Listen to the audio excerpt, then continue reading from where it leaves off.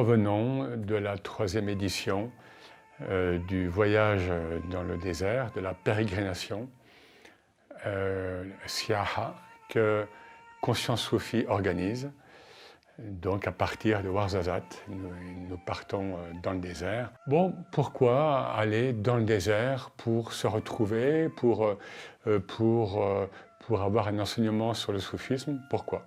D'abord une chose, c'est que le soufisme n'est pas une philosophie, c'est quelque chose qui s'incarne, qui se vit au quotidien. Et quand nous sommes, je dirais entre guillemets, livrés à nous-mêmes dans le désert, voilà, avec moins de confort, hein, ou moins de pseudo-confort auquel nous sommes habitués dans nos villes, qu'elles soient en Europe, au Maroc ou ailleurs, eh bien, nous vivons cette épreuve. Hein, le grand Junayd de Bagdad, qui est mort en 911, et parlait donc des vertus de l'épreuve, et puis d'autres maîtres aussi en ont parlé. Alors, épreuve relative, hein, même au niveau physique, puisque nous faisons des marches par séquence, et tout ça est très équilibré.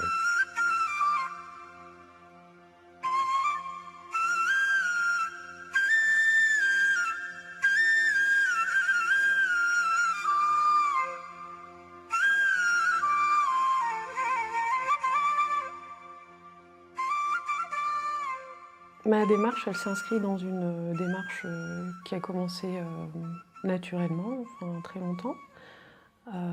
Et donc c'était une suite, ce voyage-là, cette retraite, c'était une suite logique dans mon cheminement intérieur. J'avais besoin d'un moment de pause, sortir du monde matériel, sortir de la vitesse.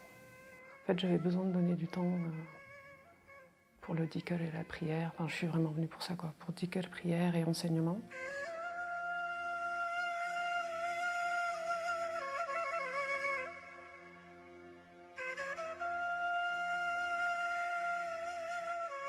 Le grand Jalaluddin Rumi disait que la réalisation spirituelle on doit la sentir jusqu'au bout des orteils. Voilà. Donc en islam, on le sait, il n'y a pas de scission, il n'y a pas de séparation entre l'esprit et la matière. Et bien voilà, nous essayons durant quelques jours dans le désert d'incarner cette spiritualité et de retrouver, finalement, c'est ce qui se produit, de retrouver le vécu des compagnons avec le prophète, avec les compagnons entre eux, puisque nous vivons dans le désert, avec les chameaux, nous dormons, les chameaux sont à côté de nous, etc., etc. Vous voyez, donc des choses tout à fait pratiques, immédiate, qui nous amène encore une fois à l'expérience et non pas à une dualité, donc le regard porté sur le soufisme. Non, on y va pour s'éprouver à l'unicité. On essaie de quitter la dualité pour retrouver les vertus spirituelles, parmi les vertus spirituelles de ce que l'islam appelle « tawhid », donc le principe d'unicité.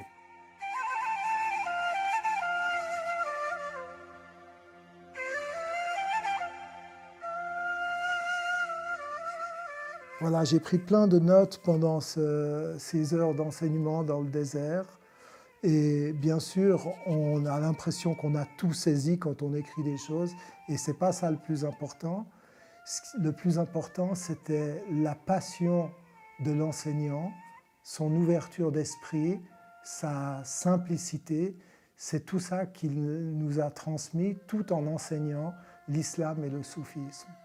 Younes c'est son style à lui, nous a brossé en touches incisives et rapides.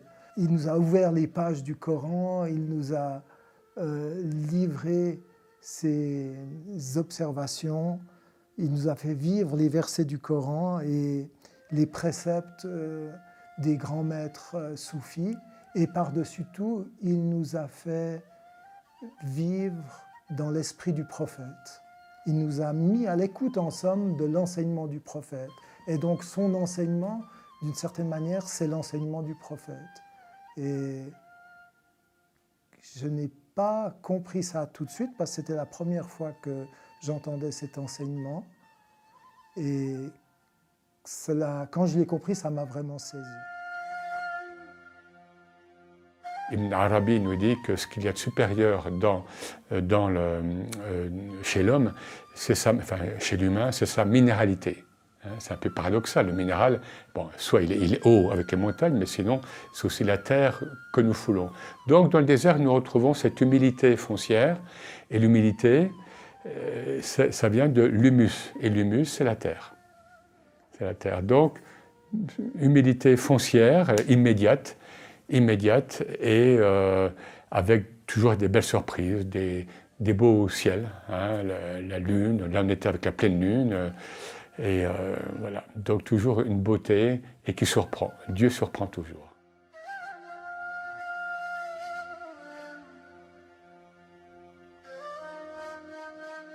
On était dans le désert, on était chouchoutés. Du coup, aussi bien la gentillesse des personnes, enfin, les plats qu'on nous a servis. On avait la chance de faire la prière avec un imam, avec une voix sublime. Le matin, on se levait, le fajr. La nuit, la prière tous ensemble avec l'imam. On termine. Le dhikr. On nous servait le petit thé chaud. On était tous là avec notre petite couverture. C'était magnifique. C'était vraiment magnifique. Alors moi, j'ai été bluffée par l'organisation du voyage, par la maîtrise du timing, le choix des parcours de marche, la logistique, le transport des bagages, les chameliers qui partaient avant nous, qui arrivaient à temps, qui installaient le bivouac, et nous n'avons manqué de rien. Ensuite, je voulais parler de Jean-Pierre. Jean-Pierre qui est un fin connaisseur du désert, et je dirais même que c'est un homme du désert, parce qu'il était parfaitement dans son élément. Et c'est une personnalité qui est très attachante et très généreuse.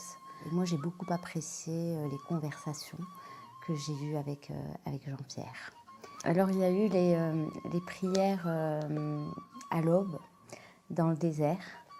Ça, c'était une expérience très émouvante. Et puis la présence de Brahim, notre imam, qui accomplissait sa mission avec beaucoup d'humilité et beaucoup d'amour.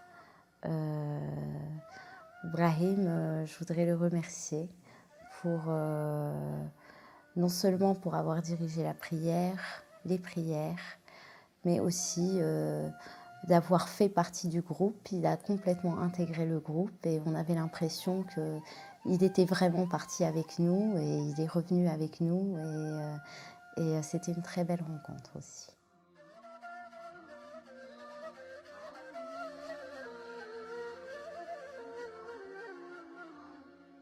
C'est toujours un émerveillement, toujours des belles surprises, encore une fois, de voir des personnes qui sont en quête de sincérité, en quête d'éveil, mais n'ayant pas des mots trop grands, hein, trop ampoulés, quête de sincérité avec soi-même et du coup avec les autres.